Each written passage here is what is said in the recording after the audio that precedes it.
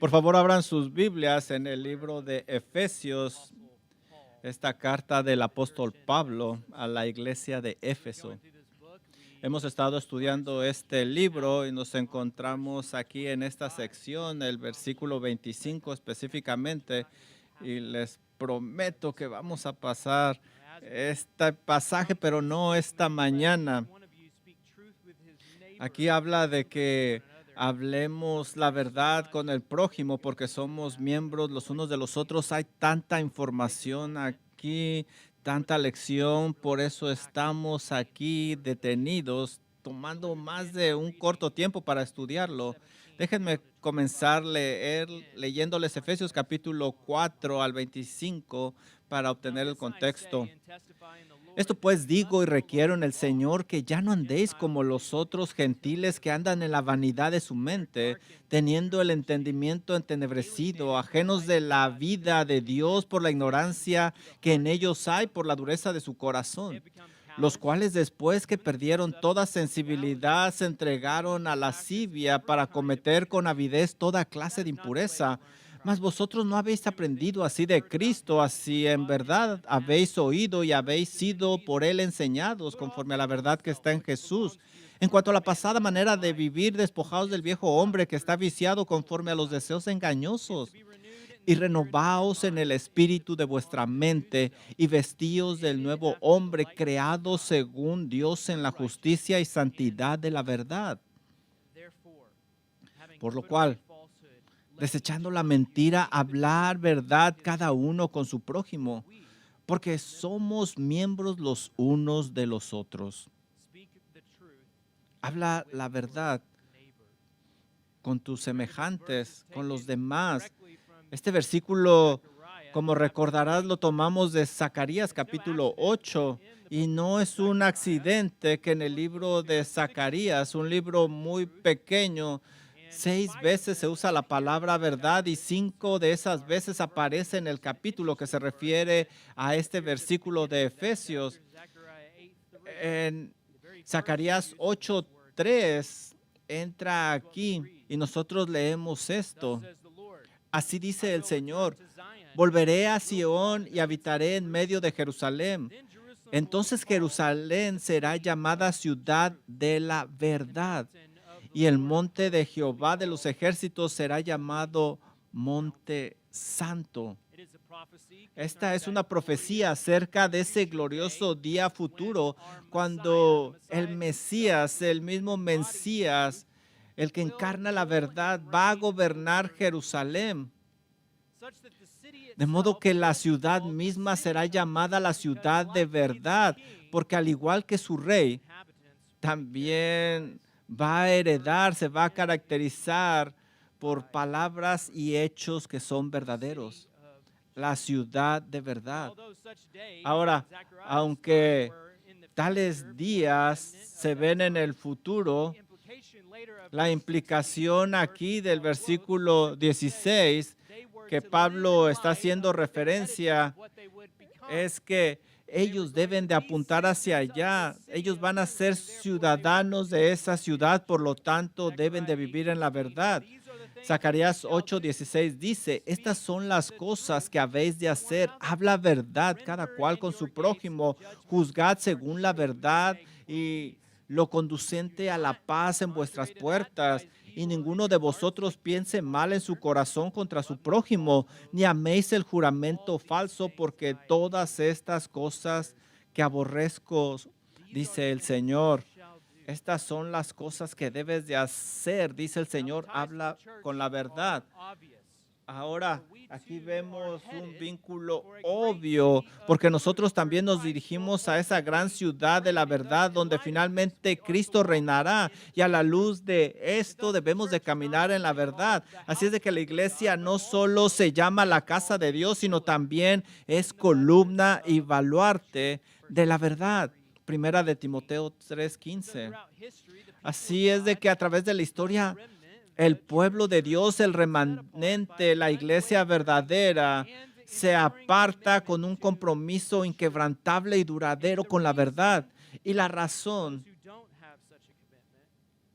por aquellos que no tienen este mandamiento no van a sobrevivir. Ellos no sobreviven. Las naciones construidas sobre falsedades no sobreviven, como lo hemos visto a través de la historia. Tampoco las iglesias que están cimentadas sobre la falsedad o permiten la falsedad no sobreviven. Ellas desaparecen porque Cristo simplemente no puede tolerar que sus casas sea entregada a la mentira. Ahora, se remueve el candelero de dos maneras. Ocurre a través de mentiras, de comisión, es decir, comienzan a hablar mentiras, convirtiéndose así en un grupo de personas caracterizadas por falsas enseñanzas. Tenemos un ejemplo bíblico de esto en la tercera de las 7 iglesias que encontramos en el libro de Apocalipsis, Apocalipsis 2, empezando en el versículo 12. Esto es lo que leemos.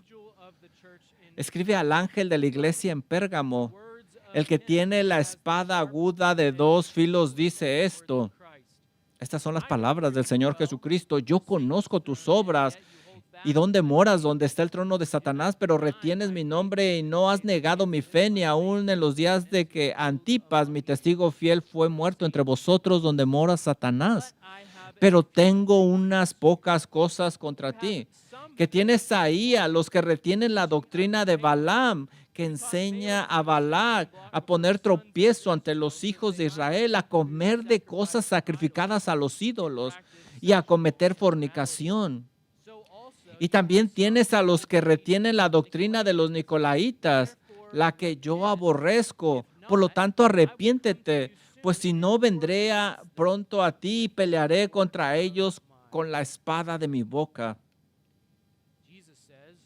El Señor Jesucristo dice, como vemos en este pasaje, en esta iglesia, dice cosas buenas, pero también dice que hay una toleración a una enseñanza falsa. No quieren corregir esas mentiras y ahora todos están permeados por ellas y se están enseñando. Y ellos necesitan arrepentirse, si no, Él va a regresar y va a quitar su candelabro. La iglesia tradicional es el ejemplo histórico más evidente de esto. En un momento dado se aferraron a la verdad del evangelio, pero a medida que las ruedas del tiempo comenzaron a girar, aquellos en el poder comenzaron a afanarse a las enseñanzas y tradiciones de los hombres como una forma de mantener ese poder, y así se perdió el verdadero evangelio. Ellos dejaron el camino para seguir la enseñanza del hombre y como resultado perdieron su candelabro. Ya no se enseña la verdad. Esta es una forma en la que se remueve el candelabro. Aquellos que dentro de la iglesia comienzan por una razón u otra a propagar activamente mentiras. La iglesia se empieza a fundar sobre mentiras y no va a sobrevivir, pero esta no es la única manera. Hay otra forma más pasiva y sutil. Hay mentiras de omisión que permiten que las mentiras se propaguen no tanto al decir mentiras, sino al permitir las mentiras dentro de la iglesia. Nuevamente encontramos un ejemplo de esto en la cuarta de las 7 iglesias en el libro de Apocalipsis, Apocalipsis 2, 18. Escribe al ángel de la iglesia en Tiatira: el Hijo de Dios, el que tiene ojos como llama de fuego y pies semejantes al bronce bruñido, dice esto: yo conozco tus obras, amor, fe, servicio, paciencia. Tus obras postreras son más que las primeras, pero tengo unas pocas cosas contra ti, que toleras que esa mujer Jezabel, que se dice profetiza, enseña y seduzca a mis siervos a fornicar y a comer cosas sacrificadas a los ídolos. Ya le he dado tiempo para que se arrepienta, pero no quiere arrepentirse de su fornicación. He aquí yo arrojo a esta mujer en cama y en gran tribulación, y a los que con ella adulteran, si no se arrepienten de las obras de ella. Y a sus hijos heriré de muerte, y todas las iglesias sabrán que yo soy el que escudriña la mente, el corazón, y os daré a cada uno según vuestras obras. Tú toleras a esa mujer llamada Jezabel. En otras palabras, te niegas a decirle la verdad al confrontarla y reprenderla, y así has permitido que su estilo de vida, que se basa en la mentira, impregne la iglesia. Está regándose por la iglesia. Un poco de levadura va a arruinar toda la masa. No debes de permitir que continúe, si no tu lámpara va a ser removida. ¿Quieres un ejemplo histórico de esto? No vayas muy lejos. Ve en la iglesia liberal moderna, que por supuesto ya no es iglesia. Hubo un tiempo que era iglesia, pero ahora se han negado a corregir sus estilos de vida que están basados en mentiras. Ahora se encuentran no solo aceptándolos plenamente, sino que también viven con orgullo el rechazo a lo que claramente es expresado por la palabra de Dios. Ellos están enseñando lo opuesto. Mira lo que dice 1 Corintios 5:1. Pablo corrige esto en la iglesia de Corinto. De cierto se oye que hay entre vosotros fornicación, y tal fornicación cual ni aún se nombra entre los gentiles, tanto que alguno tiene a la mujer de su padre. Y vosotros estáis envanecidos. ¿No deberías más bien haberlos lamentado para que fuese quitado de en medio de vosotros el que comete tal acción? ¿Qué es lo que hace que una iglesia liberal permita este tipo de pecado? Es la falsedad y arrogancia. Es algo muy delgado. Y la iglesia comienza a adoptar este estilo de vida. El antídoto para todo esto es simple, a que los ojos del mundo quizás resulte tonto, pero es simple. Si deseamos evitar caer en este borde resbaladizo de la falsedad, entonces debemos hacer un compromiso inquebrantable y duradero para hablar la verdad en todo el tiempo, en lugar de tolerarlo a pesar de las consecuencias, porque hemos visto estos ejemplos históricos y por supuesto también hay muchos más ejemplos en la Biblia. Usemos Hebreos 11:35. El autor de Hebreos dice lo siguiente: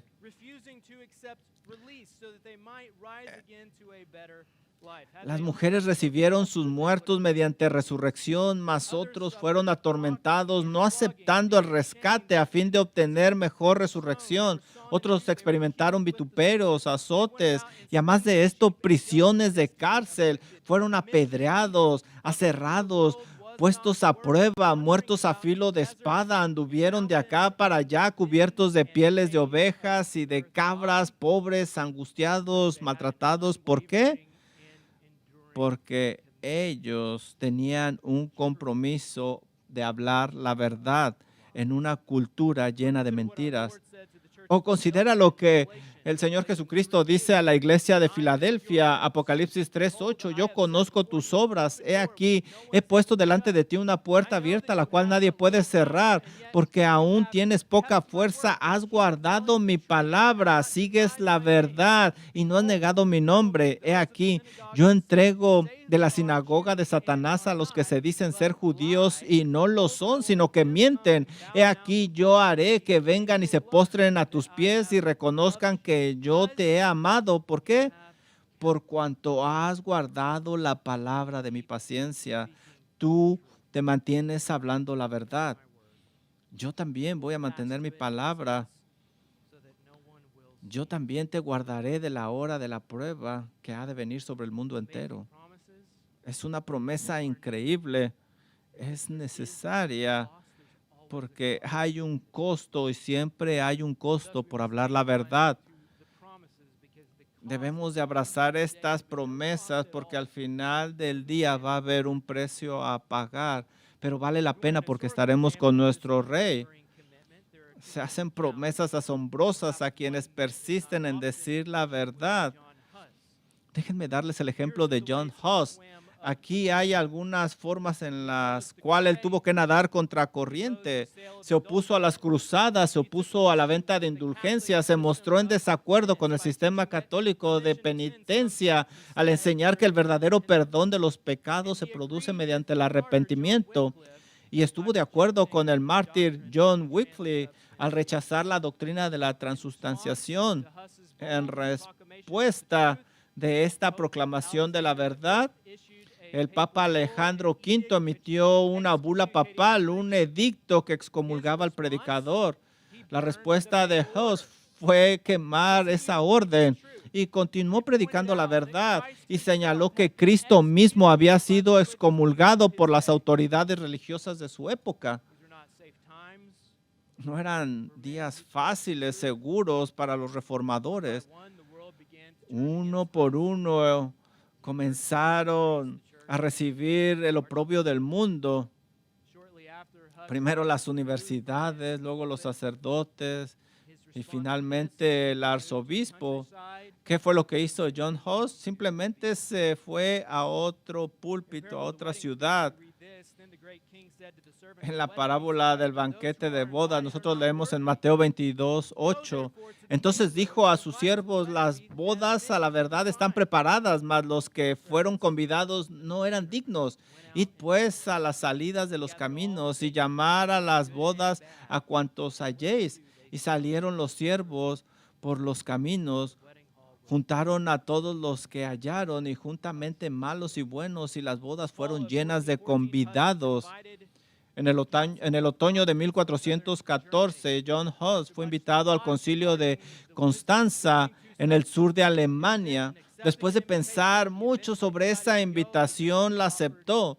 John Hus finalmente decidió ir, ya que el emperador alemán le ofreció un salvoconducto. Sin embargo, desafortunadamente el emperador mintió y lo traicionó.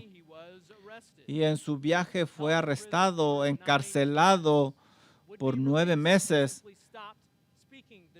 simplemente por hablar la verdad. Finalmente fue condenado a ser quemado en la hoguera en julio de 1415. Él fue ejecutado. Esto fue lo que dijo a sus amigos: hoy moriré con gozo en la fe del evangelio que he predicado. Cuando las llamas se elevaron, cantó con una voz muy fuerte: Cristo, Hijo del Dios vivo, ten piedad de mí. Marcos 13:13 dice: y seréis aborrecidos por causa de mi nombre. Pero, dice el Señor, prometiendo: el que perseverare hasta el fin, es decir, el que hable la verdad, enseñe la verdad, será salvo. Podemos ver que hay mentiras de omisión y mentiras de comisión. Y nosotros estamos llamados a hablar la verdad siempre. Estar listos y dispuestos a lidiar con ambas a través de un compromiso inquebrantable y duradero de hablar la verdad. La semana pasada analizamos el fundamento de esto, es decir, un amor intenso por la verdad que conduce a un mayor conocimiento y comprensión de la verdad. Tenemos que amarla, hablarla y vivirla, como dice el Salmo 119:97. Cuánto amo yo tu ley, es mi meditación todo el día. Y más vale que creas que John Hus meditaba en la verdad día y noche, por eso estuvo dispuesto a morir por ella. Aprendimos que aquellos que continúan diciendo la verdad son aquellos que primero llenan sus corazones con un intenso amor por la verdad. Ellos también persisten en decir la verdad sin importar las consecuencias. Y ahora nosotros regresamos teniendo ya el fundamento, siguiendo el ejemplo de estos.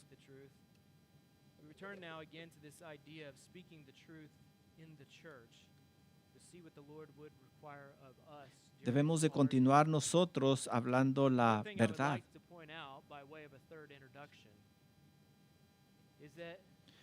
Una cosa que me gustaría señalar a modo de tercera introducción es que decir la verdad siempre adopta una forma positiva y una forma negativa dependiendo de la situación. Nota nuevamente el versículo que vimos la semana pasada, Colosenses 3:16. En este versículo Pablo escribe lo siguiente: La palabra de Cristo mora en abundancia en vosotros, enseñándonos. Esto es, debemos de ver aquí la forma positiva y exhortándonos unos a otros en toda sabiduría. Esto es, hablar la verdad, y aquí vemos la forma negativa. Debemos de hablar la verdad, y aquí este pasaje nos enseña a amonestar, y esto significa alertar a las personas de que no tomen el camino equivocado, sino que regresen al camino correcto. Hay que exhortarlos a tomar el camino adecuado. Estas verdades las enseña Pablo, el lado positivo y el lado negativo. 2 Timoteo 3:16, un versículo que ustedes conocen muy bien.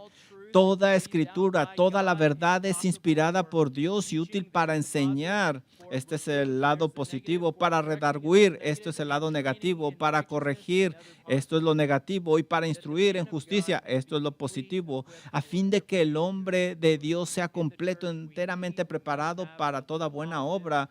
Nosotros en la iglesia necesitamos siempre dar el lado positivo y el lado negativo para que se hable la verdad.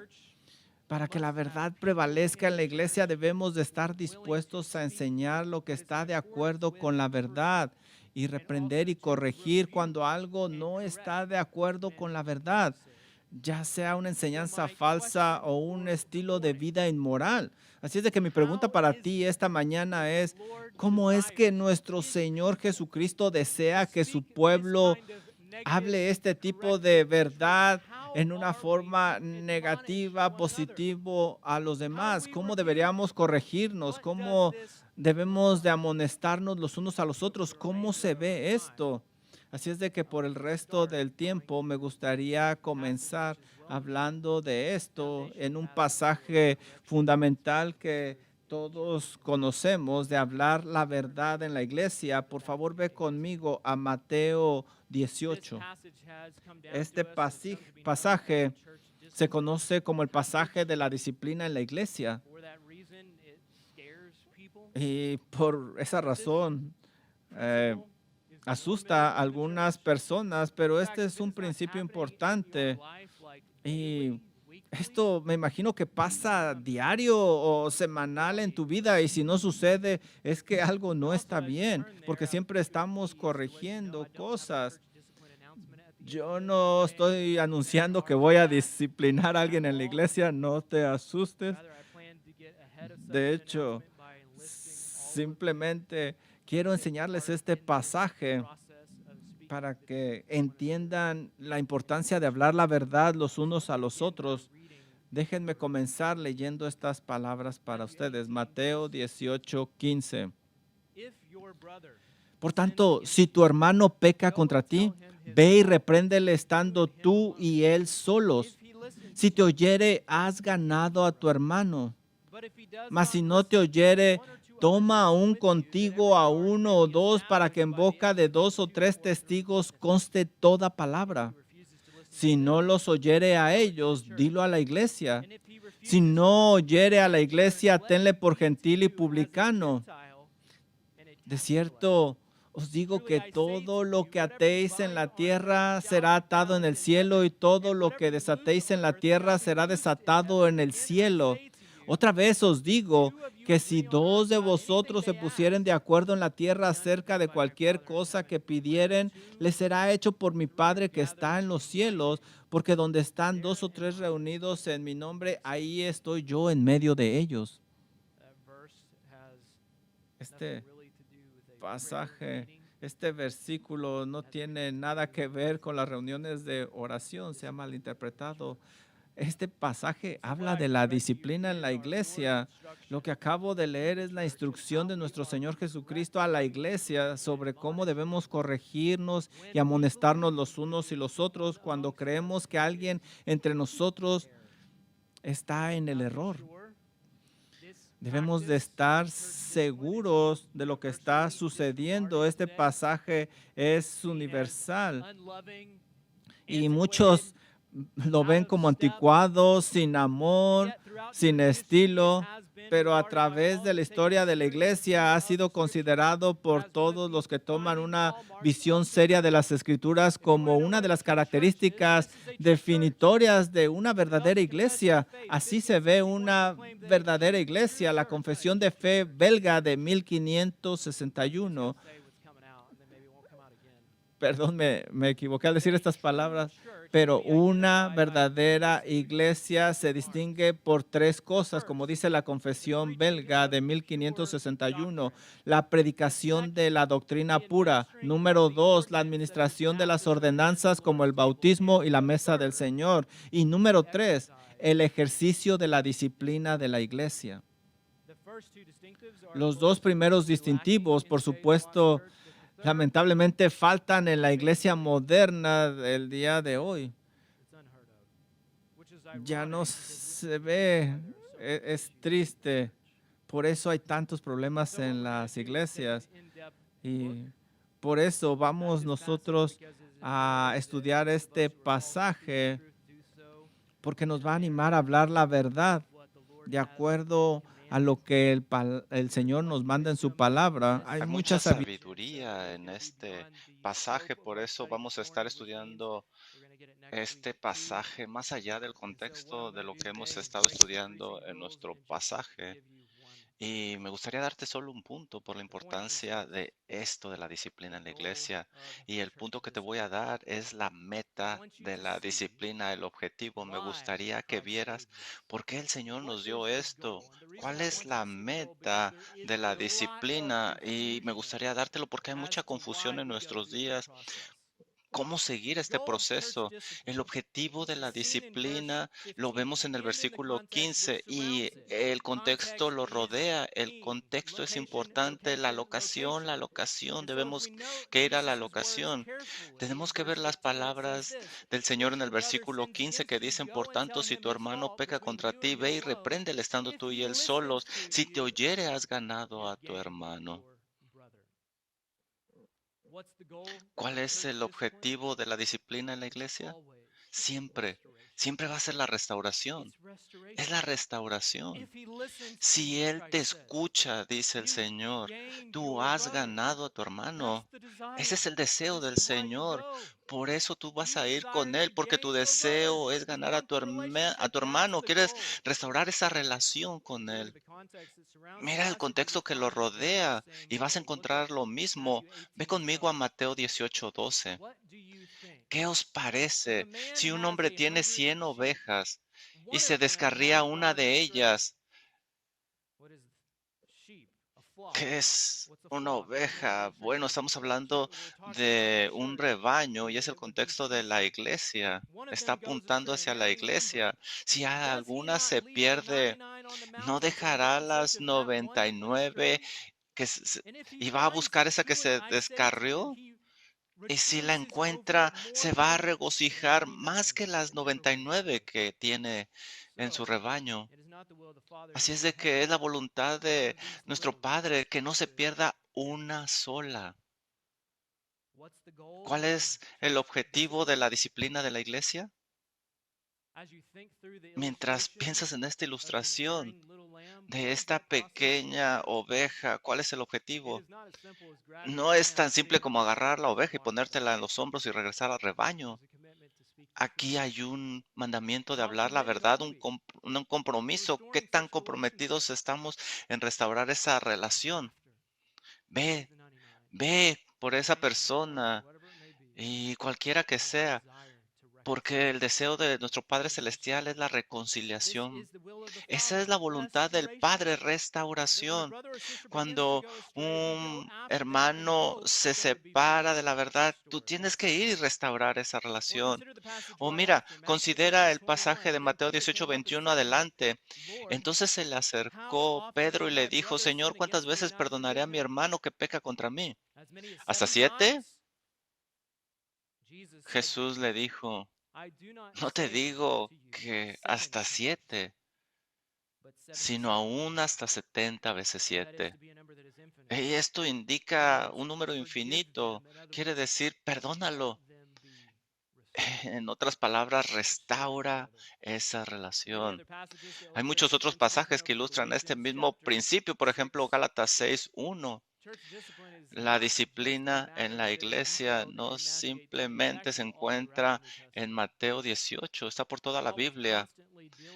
Pablo constantemente estaba lidiando con la disciplina en la iglesia y les enseñaba cómo manejarla. ¿De dónde obtiene estas ideas Pablo? De Mateo 18, del Antiguo Testamento también.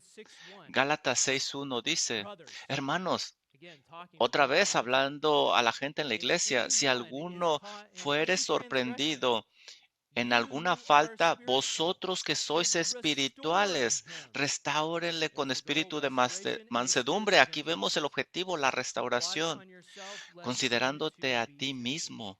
No sea que tú también seas tentado sobrellevar los unos las cargas de los otros y cumplir así la ley de Cristo. ¿Cuál es la ley de Cristo? Lo vemos en Mateo 18. El deseo del Señor es la reconciliación, hablamos la verdad.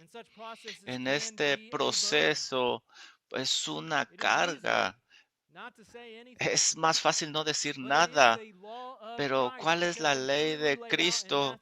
Pues nos lo dice Mateo 18, debemos de ir con ese hermano, porque así lo dice la cabeza de la iglesia, creyendo que al final esa carga que nos está agobiando ya no estará porque estamos buscando la reconciliación con esa relación. O considera a Santiago 5:19. Ve conmigo, por favor, a Santiago 5:19. Aquí tenemos casi al final del libro de Santiago. Mira lo que dice, hermanos, si alguno de entre vosotros, mira, está hablando de la iglesia todavía, la gente entre nosotros, personas que dicen que son creyentes, hermanos, si alguno de entre vosotros se ha extraviado de la verdad como lo dice la Biblia, y alguien lo hace volver, sepa que el que haga volver al pecador del error de su camino salvará de muerte un alma y cubrirá multitud de pecados. Le va a salvar porque no hay vida fuera de la iglesia y va a cubrir una multitud de pecados al final. Es el mismo principio. Hay un hermano que está atrapado en un pecado y otro hermano va y le busca. Santiago dice, si él te escucha, has salvado su alma de la muerte. En otras palabras, tú has sido parte en esa restauración. Quizá no hay otro trabajo fuera del cielo que ilustre el Evangelio como esto, algo que muestra el Espíritu del Señor Jesucristo que vino del cielo a buscar a aquellos que se han perdido. Y mientras nosotros éramos débiles pecadores, el Señor murió por nosotros. Lo mismo sucede cuando tú vas y buscas a ese hermano para restaurarle y le muestras el Evangelio.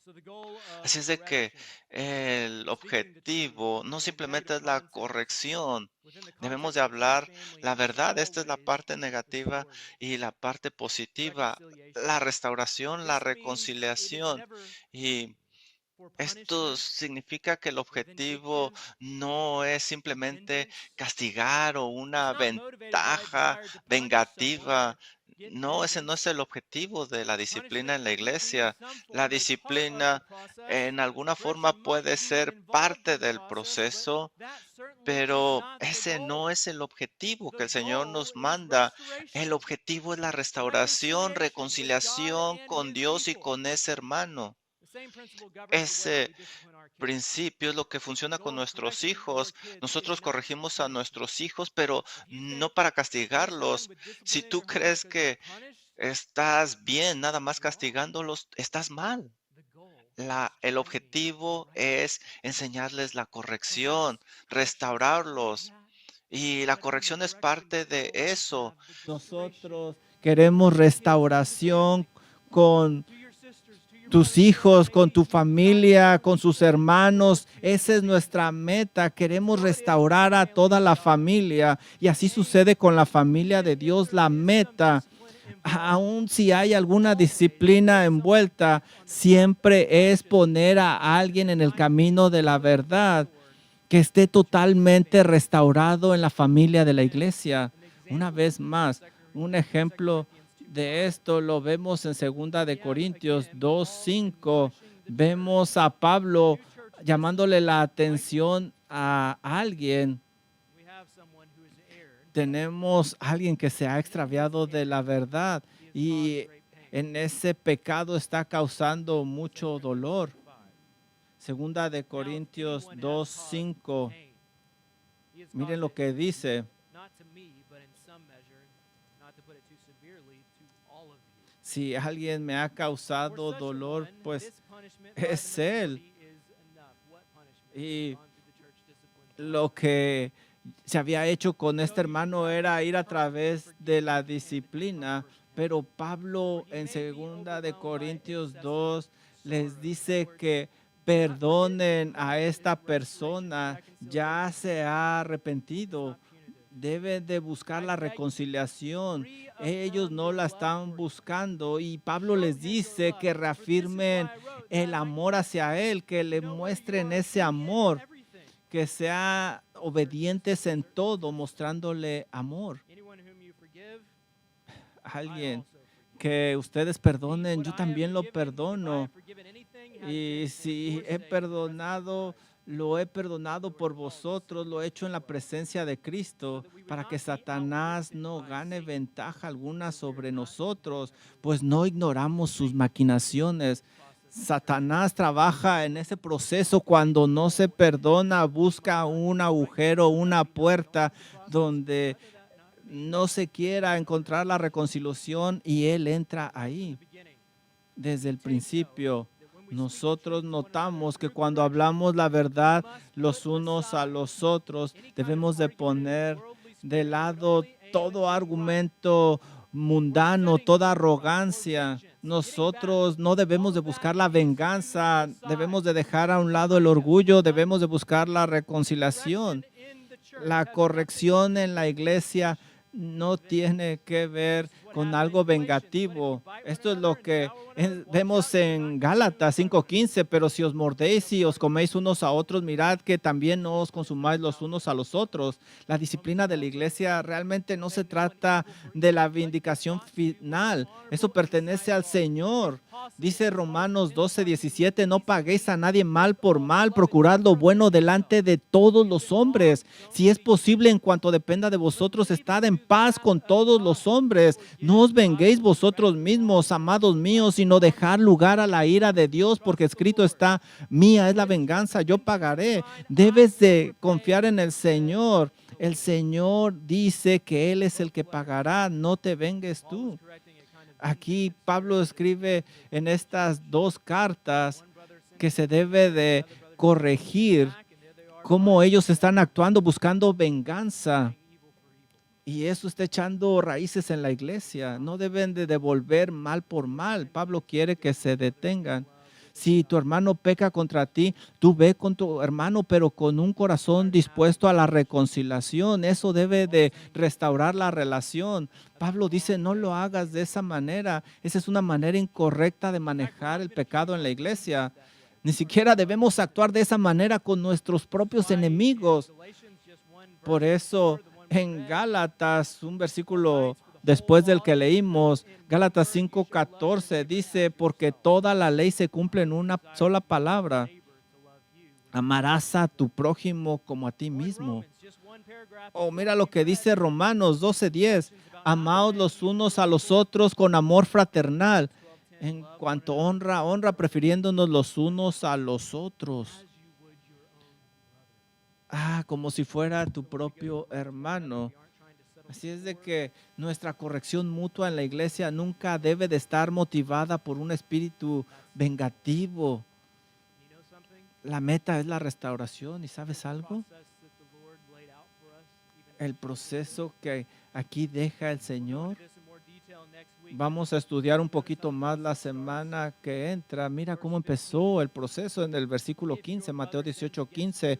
Por tanto, si tu hermano peca contra ti, ve y repréndele estando tú y él solos. Si te oyere, has ganado a tu hermano. ¿Por qué empezó así? ¿Por qué aquí? Porque la meta es la restauración. Aquí vemos el objetivo y el simple hecho es que tienes muchas más posibilidades de restauración. Si vas primero con tu hermano, mira, la próxima vez que tengas problemas con tu esposa que peque contra ti, ve y dilo a la iglesia, dilo a tus amigos y luego ve y reconcíliate con ella, habla con ella. ¿Verdad que no funciona así? ¿Por qué no lo haces así? Porque tú buscas reconciliación, amarla. Y quizás hay un proceso ahí, pero no en el inicio. En el inicio no vas con los demás.